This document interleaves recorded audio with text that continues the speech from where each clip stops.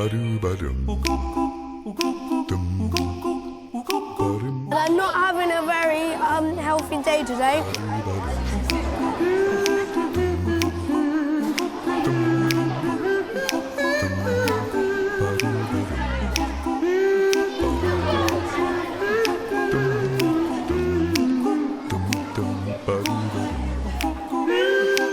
Okay, right then, good afternoon everybody.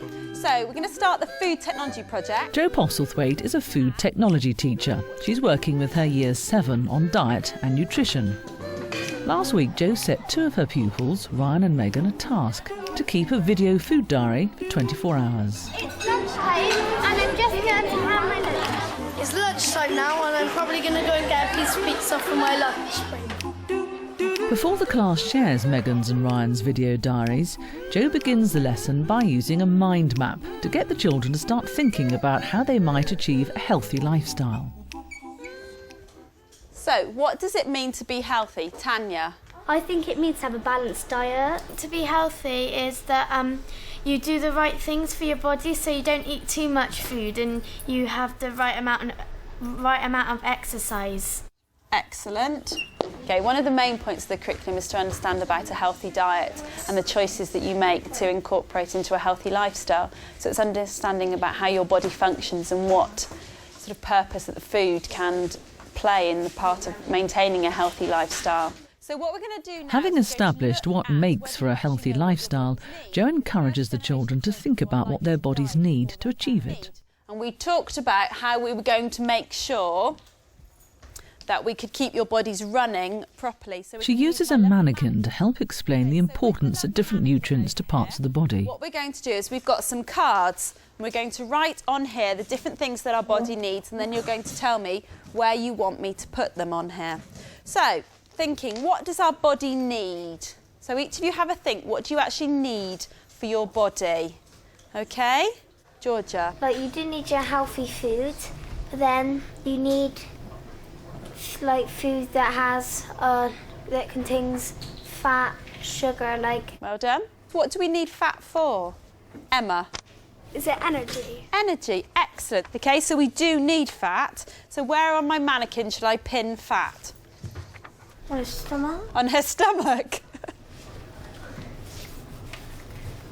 What else does our body need? Think about yourselves as teenagers. What do teenagers need? What are you doing lots of? They grow a lot. Excellent, thank you. What's the main bit of you that's growing? Megan? Your bones. Okay, what do we need for our bones? What are our bones made out of? Billy? Is it made out of, like, ivory? Ivory, good guess, but not quite, no. Your bones need, like, stuff that's in milk. Do you know what it is that's in milk? Latoya? Calcium's in milk. Excellent. I think the way to engage your students is to be realistic and not set loads of goals for them, saying, right then, I want you to go home every night and demand a home-cooked meal and it's got to contain this. And just getting them to understand that a small change can have a significant difference. What would happen in your body if you weren't having enough calcium? Your bones wouldn't be very strong. Well done. Your bones wouldn't be very strong, they'd be quite brittle and they'd probably snap easily. Do you know what the name of the nutrients group is that calcium comes into? A mineral. Yeah, a mineral, well done.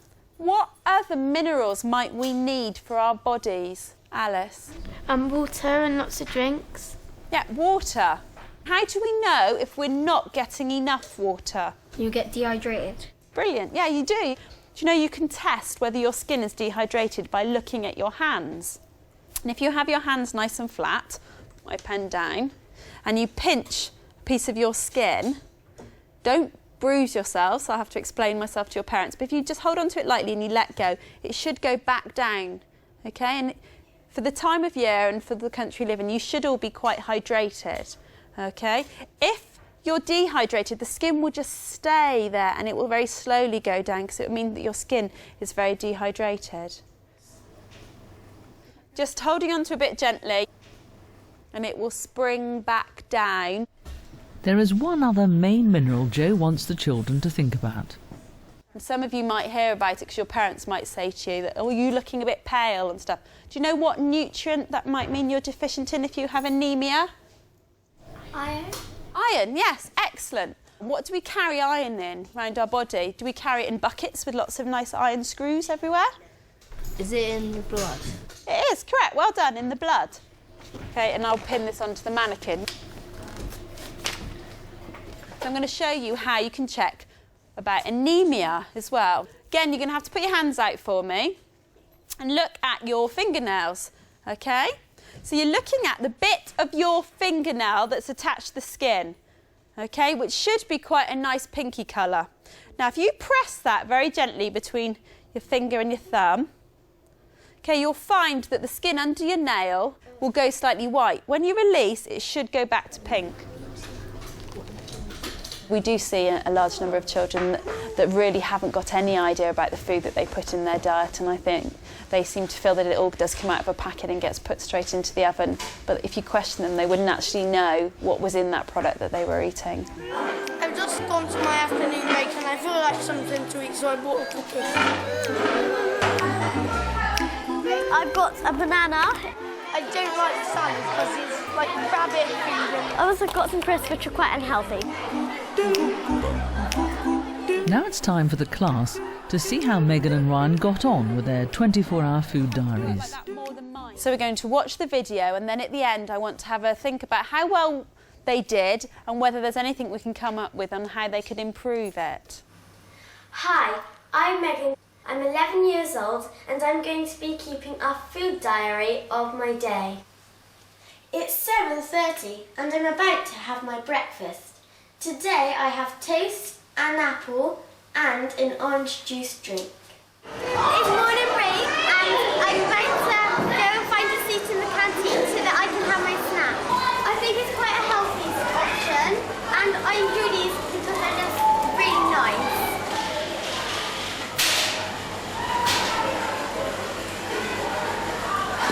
It's lunchtime and I'm just about to have my lunch. Today I've got some sandwiches, some crisps, some grapes and a drink. I think most of it's quite healthy, but I don't really think the crisps are. But I have crisps every day and I have grapes quite often.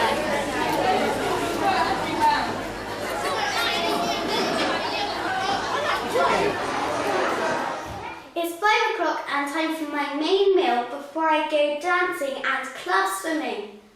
Tonight it's chicken casserole with new potatoes and vegetables. I also have an apple and blackcurrant squash drink. It's 8:30 and I've just been swimming. I've had a bottle of water and now I'm going to have a chocolate bar. I know it's not the healthiest option, but I've worked so hard I think I deserve it. So what do the class think about Megan's diet?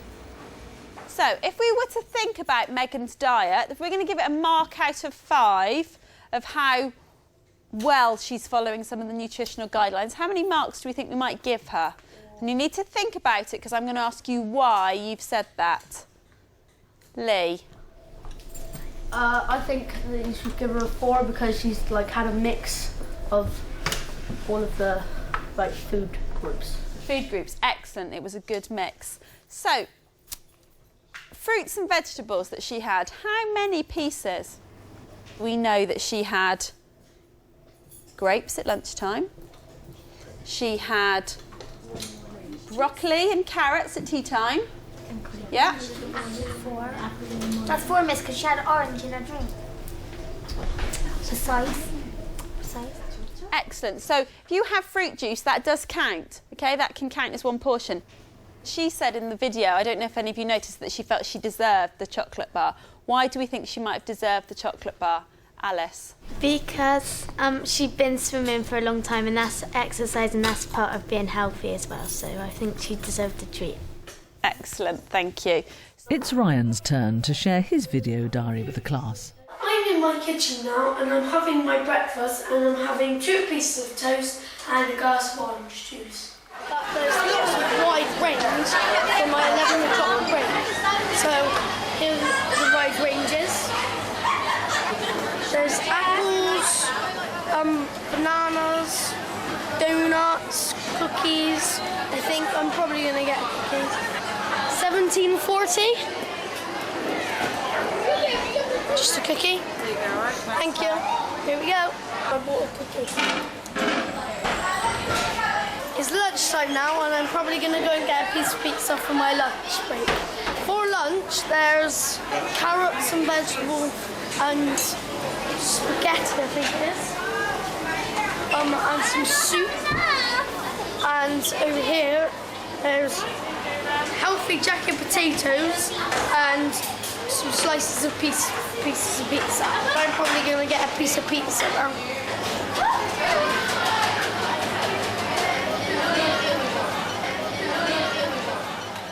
I'm in my kitchen at home and I'm just about to eat my tea, and it's jacket potato, beans and sausages, and I quite like it and it's quite healthy, so I eat it quite often. So, if we were giving a quick analysis of Ryan's diet with that mark out of 5, how many marks would you give him? 3. 3. Why only 3? Because it's not the healthiest diet in the world, and instead of like an apple, we got a cookie. Okay, well done. What would we like to see more of in Ryan's diet? Fruit and vegetables. Okay, thank you. Is there anything else that we thought maybe there wasn't enough of in Ryan's diet? Billy? Protein. Well done, yeah. There wasn't very much protein, was there? Okay, so if we want to set one main task for them to do over the next week before we have another lesson, what do you think that could be? I think Ryan should include more fruit in his diet because I don't think he had hardly any there. If Alice thinks that it should be an increase in fruit and vegetables in the diet, does anyone think that one of the other targets might be more important? What other guidelines could we have? To like cut down on stuff like crisps and other things with sugar in, like cookies, because Ryan seemed to have mostly like stuff like donuts and cookies, but didn't have any fruit or stuff like that, the healthy stuff. After considering Ryan and Megan's diet, the class decides to set them a challenge. So we agree that what we're going to do is we're going to set them this challenge of having 5 portions of fruit and vegetables a day for a week. They're going to carry on recording and doing their video diary so they can show us next lesson on how easily or how difficult they found it and what sort of challenges they've come across. I got 3 sandwiches, 3 chocolate bars, which is absolutely dreadful. I think it's quite a healthy lunch. My worst food at the moment is probably broccoli. Some days I find it easier, some days I find it harder. I'm sure I'll get healthier over the weeks. I think the single most important factor that the children should learn in food technology is to understand how to be responsible for themselves and how to look after themselves. And so they have to take responsibility of what they put into their mouths and into their bodies. So I think if over the time that I have them, if I can encourage them to be responsible, to think about the choices that they make and to understand the long-term effects they can have, then I'll be happy if that's what I teach them over their time with me.